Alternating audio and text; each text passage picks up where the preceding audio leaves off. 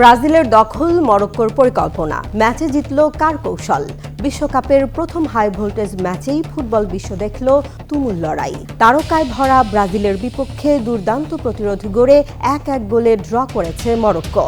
ফলাফল হাতে না এলেও মাঠ ছাড়ার সময় বিজয়ীর হাসি ছিল আফ্রিকার দলটির মুখে।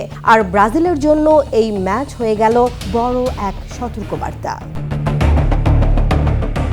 মেটলাইফ স্টেডিয়ামে ৮০,০০০-এর বেশি দর্শকের সামনে অনুষ্ঠিত ম্যাচে শুরু থেকেই ছিল উত্তেজনা। গ্যালারির বড় অংশ ছিল হলুদ জার্সিতে রাঙানো। তবে লাল জার্সির মরক্কান সমর্থকরাও পুরো ম্যাচ জুড়ে নিজেদের উপস্থিতি জানান দিয়েছেন। তাদের সমর্থন যেন মাঠের লড়াইয়ের শক্তি বাড়িয়ে দিয়েছিল।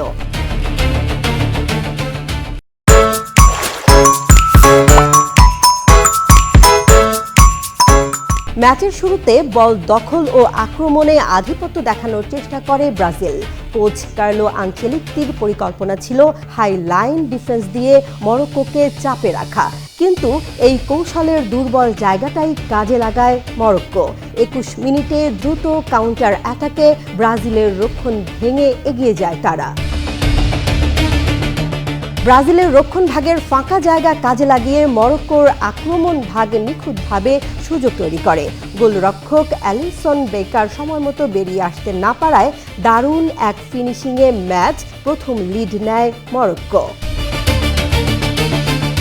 পিছিয়ে পড়ার পর ব্রাজিলের মূল ভরসা ছিল বা প্রান্ত। ভিনিসিয়াস জুনিয়রের গতি ও ব্যক্তিগত দক্ষতায় ৩২ মিনিটে সমতায় ফেরে ৫ বারের বিশ্ব চ্যাম্পিয়নরা। মরক্কোর রক্ষণ ভেদ করে তার নিখুঁত শট আবারও প্রমাণ করে বড় ম্যাচে ভিনির গুরুত্ব। তবে দ্বিতীয়ার্ধে মরক্কো নিজেদের রক্ষণ আরও শক্ত করে।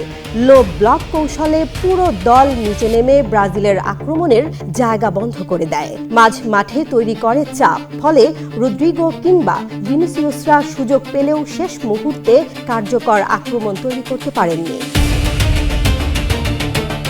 ম্যাচ শেষে ব্রাজিল কোচ আনচেলত্তি এই ড্রকে ধাক্কা নয় বরং সতর্ক বার্তা হিসেবে দেখছেন। তার মতে বিশ্বমঞ্চে শিরোপা জিততে হলে প্রতিটি ম্যাচেই নিজেদের সেরা ফুটবল খেলতে হবে।